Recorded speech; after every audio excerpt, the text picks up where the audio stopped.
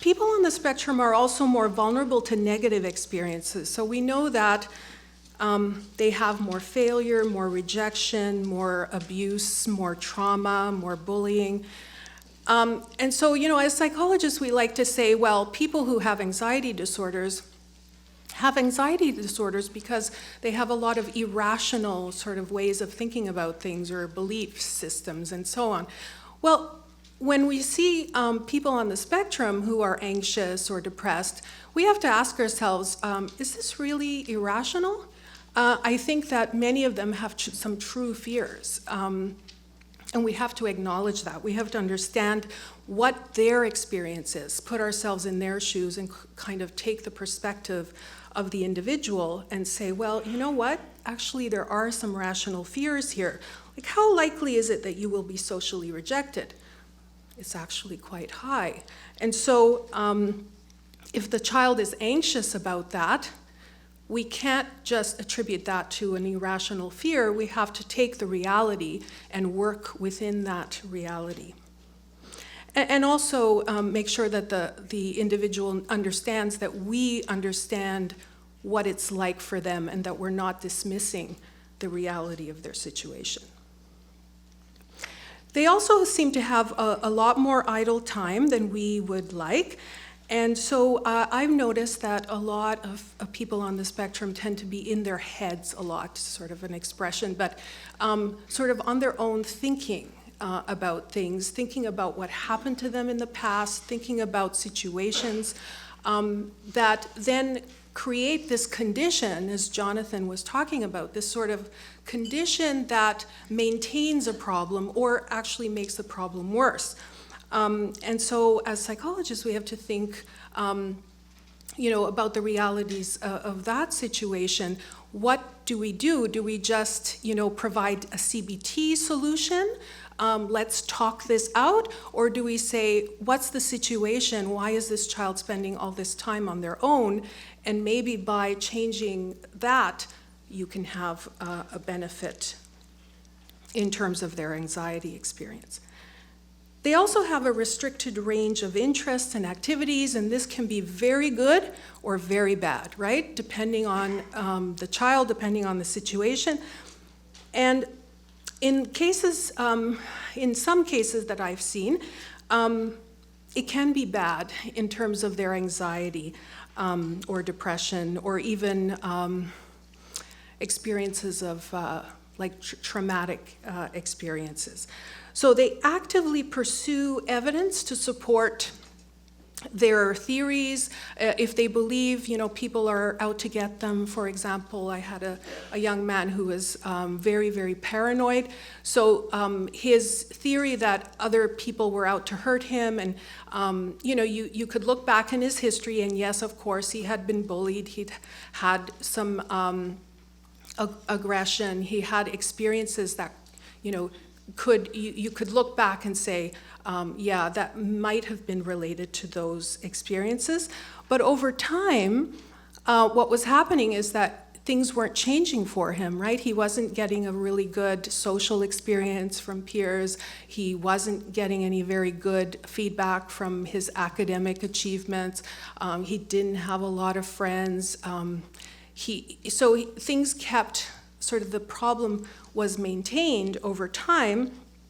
And then he got to a point where he was an adult, no longer in school, very isolated at home alone on his computer, looking up all kinds of ways that people can break into your home, or ways that people can hurt you.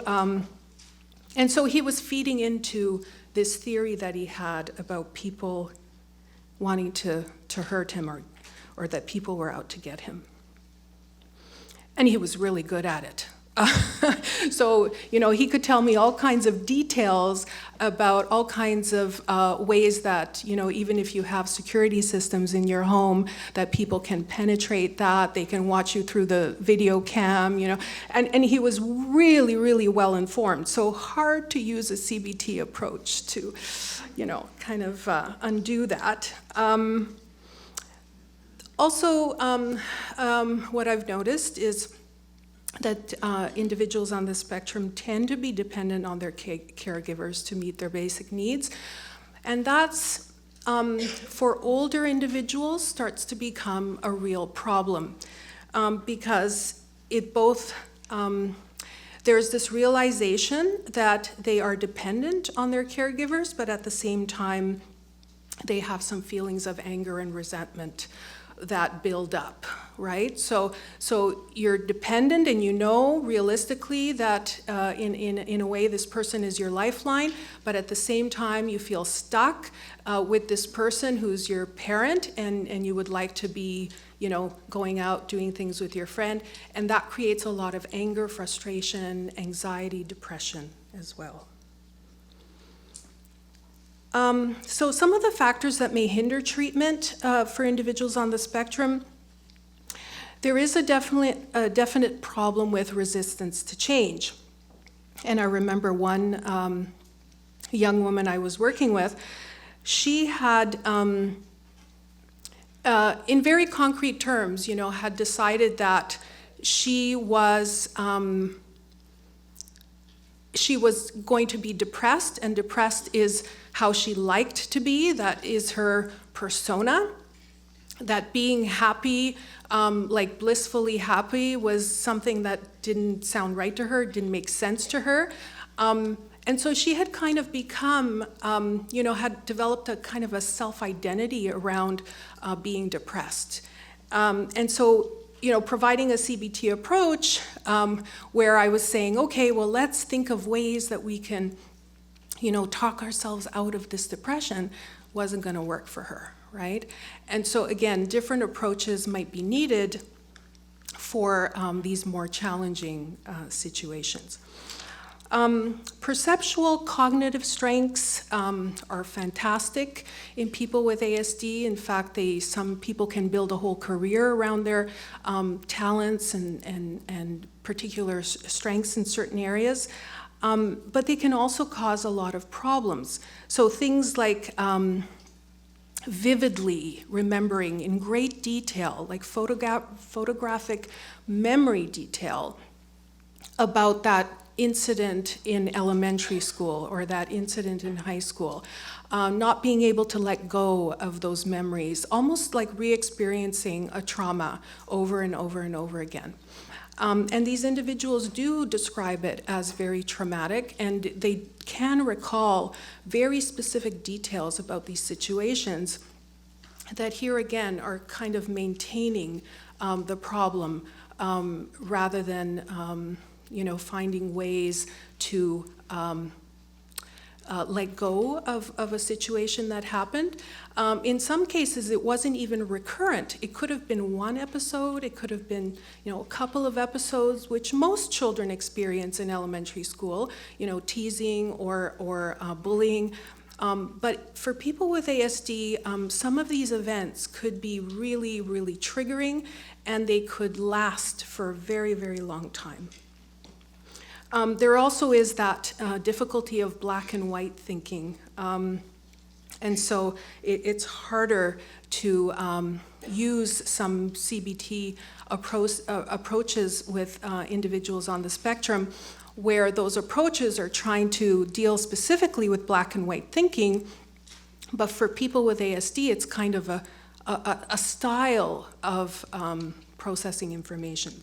So it's really challenging at times. There seems to be also a low threshold of reactivity to novel or unexpected events. So something happens that's unexpected that people don't seem to be able to take care of immediately. For individuals on the spectrum, that's devastating, and it's really, really difficult for them to recover. So they have very long sometimes recovery periods. They have very long difficulty with tolerance of distressing situations.